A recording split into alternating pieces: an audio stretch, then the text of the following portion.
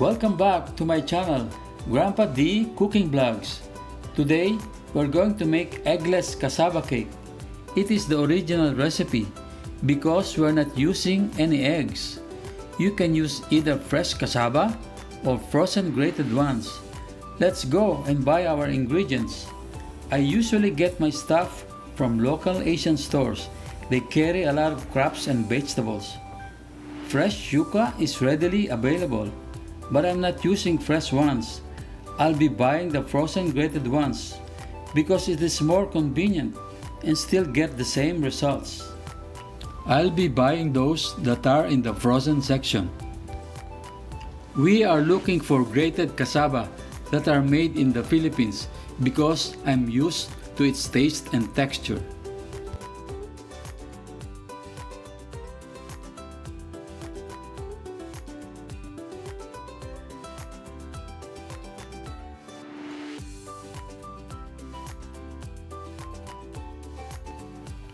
We start with 1 pack of grated cassava.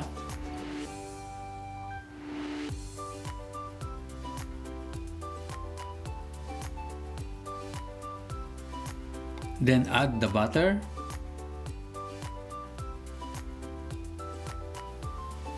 One can coconut milk.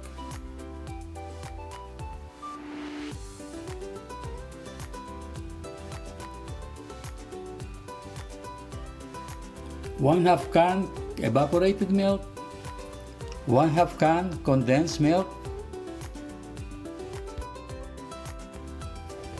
pinch of salt,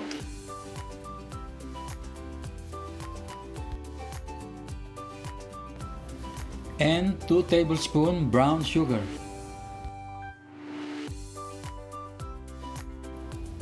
Mix them well together before putting in the pan.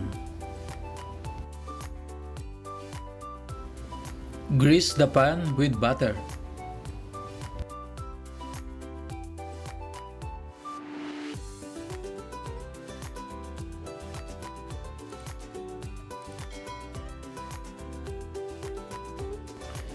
Pour in the cassava mixture.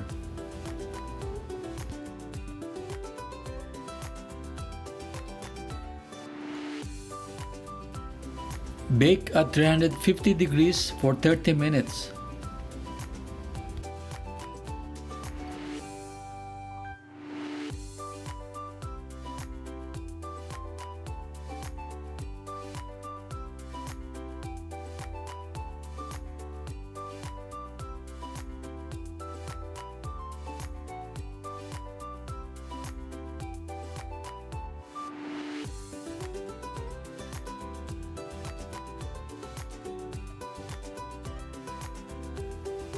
Cake is done when it doesn't stick to the toothpick.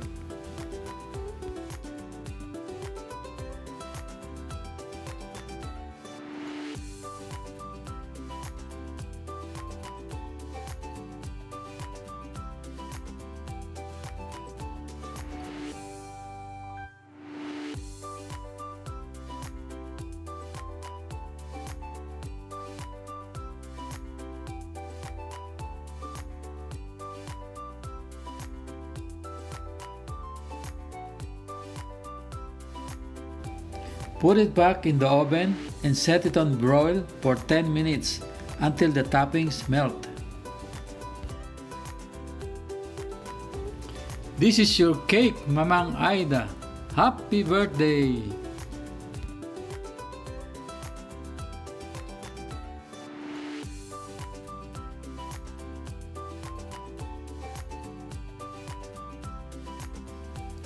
Grandpa D eggless cassava cake is ready.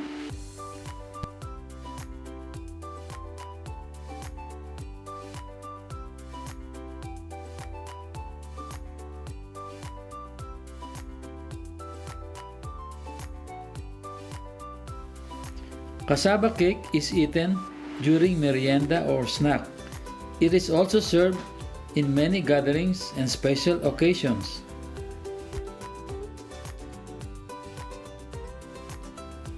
Gutom na ba kayo? Come and get it!